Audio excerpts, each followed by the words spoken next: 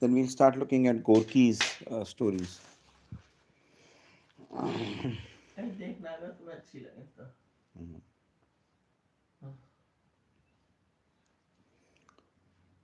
आप कहा कि रावण was threatening सीता, ठीक है ना? तो अब ये था, हाँ, अब सीता जी जो थी ये है, एंड सीता जी पे वो भी था कि भैया देखो कोई भी उनको मार के खा लेगा. Now, all this was being watched by Rama's emissary Hanuman sitting on top of a tree. Hanuman, the god of wind, endowed with enormous strength and also the gift of assuming any stature or form he desired, had surrendered himself totally to the service of Ram.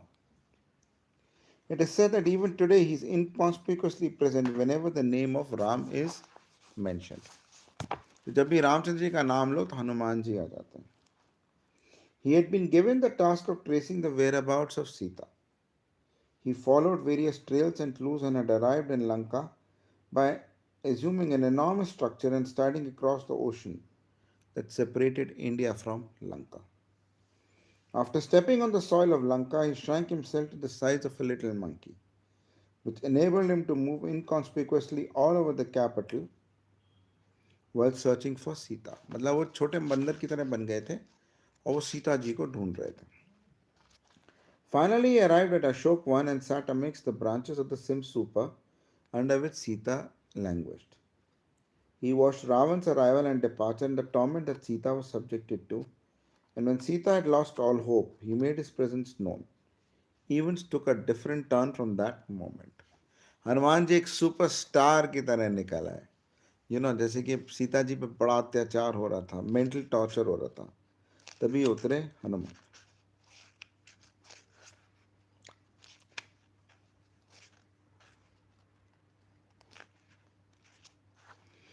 Ravan, reveling in the thought of his invisibility and invulnerability, received the first shock of his complacence one morning when the fierce guardians of Sita came in panic to announce an enormous monkey has appeared on the walls of Ashok One and is menacing us.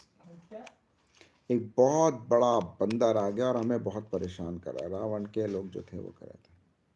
This monkey has uprooted every tree there and destroyed a park. सारे पेड़ उखाड़ दिए और पूरा park ने नाश कर दिया. The place is ruined, even the hillocks have been smashed up and leveled.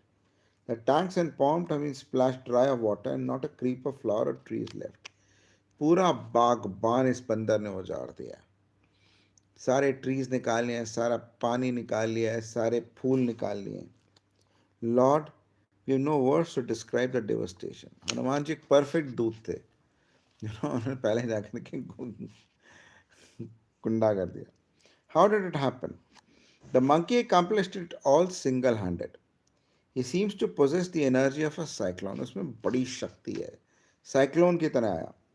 The only thing he has left intact is the simsuper tree and not a leaf on it has been touched.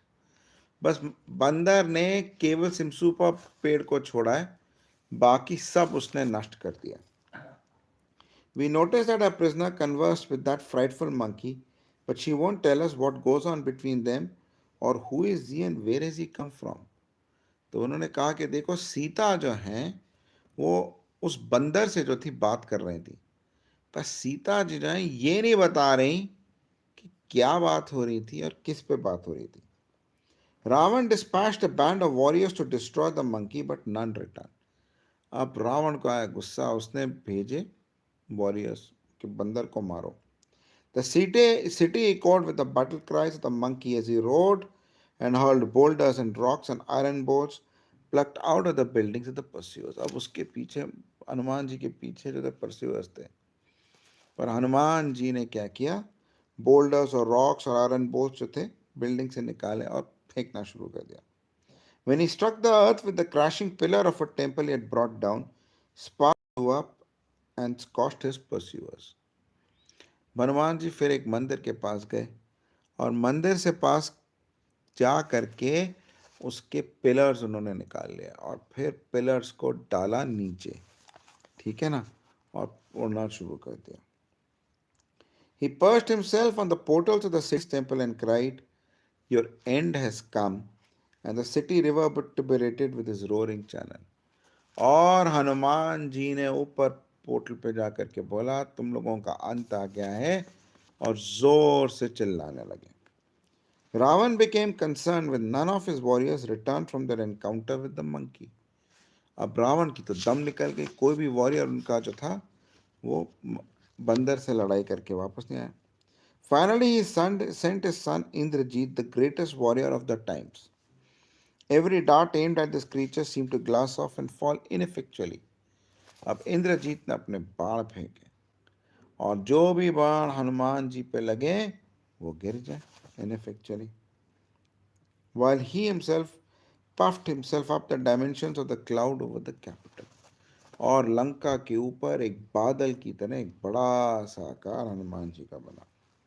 Indrajit, a last desperate act, selected his Brahmastra, the mightiest weapon known.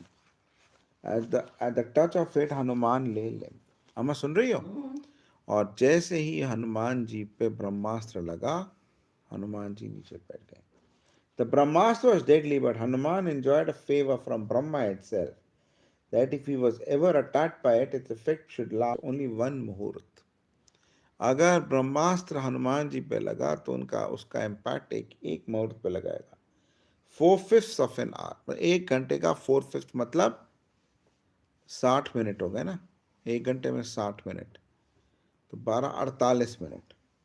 Hanuman welcomed this brief interlude as he wanted an opportunity to see the Rakshasas at their worst and also meet the chief Ravan. अब और हनुमान जी ने कहा, ये तो बिल्कुल ठीक है, अब मैं राक्षसों के राजा से मिलूंगा. The Rakshasas were happy when they found him lying helpless, but fearing that he might spring on them suddenly, they brought hempen ropes and fibers and bound him and carried him into the presence of their king. Hanuman was impressed with the grandeur and personality of Ravan. अम्मा सुन रही हो? मैं देख करके रावण की जो personality थी उससे हनुमान जी तो बड़े इंप्रेस हुए, और राक्षसों ने उन्हें बांध के रख लिया. Ravan, when he saw this monkey placed before him, had a momentary flash of memory of the curse Nandi had uttered at Kailash. अब नंदी ने एक शाप तो दिया था रावण को. रावण को सडनली वो याद आया. Your end will come through a monkey, and reflected as to whether this was going to be the fulfillment of the curse. But this flash passed, and he not only rationalized it the next minute as an unworthy fear, but forgot it in an instant. Ravan को याद आया, फिर suddenly भूल गया. He addressed the captive through one of his attendants, as it would have been beneath his dignity to talk to him directly. Who are you? Which of my enemies has sent you in this form? Kuber, Indra, speak the truth. किसने भेजा है तुम्हें? किसी ने. कुबेर, इंद्र, ये किसने? The interpreter added, hide nothing, and you will be forgiven by a gracious king. Speak the whole truth.